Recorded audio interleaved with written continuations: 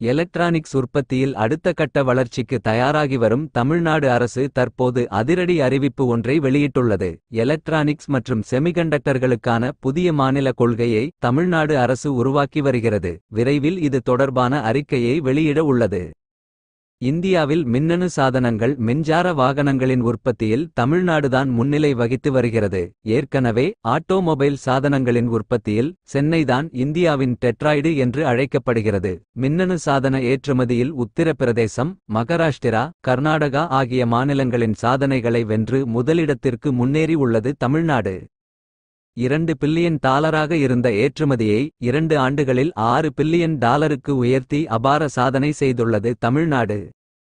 இந்நிலையில் சமீபத்தில் ஃபாக்ஸ்கான் நிறுவனத்தின் இணை நிறுவனமான ஃபாக்ஸ்கான் இன்டர்நெட் நிறுவனம் கர்நாடகாவில் முதலீடு செய்வதற்காக அங்கே ஆலோசனைகளை மேற்கொண்டிருந்த நிலையில் கடைசியில் தமிழ்நாடு முதல்வர் ஸ்டாலினுடன் ஆலோசனைகளை மேற்கொண்டது. இந்த ஆலோசனைகளின் முடிவில் தமிழ்நாட்டில் ஃபாக்ஸ்கான் நிறுவனம் முதலீடு செய்ய முடிவு செய்துள்ளதாகவும் முதல் கட்டமாக பல்வேறு மின்னணு சாதனங்களை உற்பத்தி செய்ய ஃபாக்ஸ்கான் முடிவு செய்துள்ளதாக தகவல்கள் வெளியாகியுள்ளது. இந்த நிலையில் எலக்ட்ரானிக்ஸ் உற்பத்தியில் அடுத்த கட்ட வளர்ச்சிக்கு தயாராகி வரும் தமிழ்நாடு அரசு தற்போது அதிரடியாக எலக்ட்ரானிக்ஸ் மற்றும் செமிகண்டக்டர்களுக்கான புதிய மாநில கொள்கையை தமிழ்நாடு அரசு உருவாக்கி வருகிறது.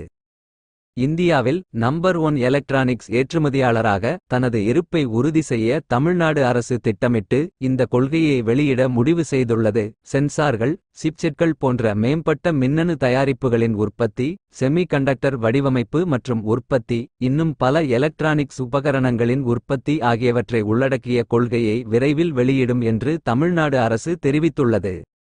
2023 ஏப்ரல் முதல் அக்டோபர் வரையிலான காலகட்டத்தில் தமிழ்நாட்டின் மின்னணு ஏற்றுமதி $5 பில்லியன் உயர்ந்துள்ளது என்று சமீபத்திய தரவுகள் தெரிவிக்கின்றன.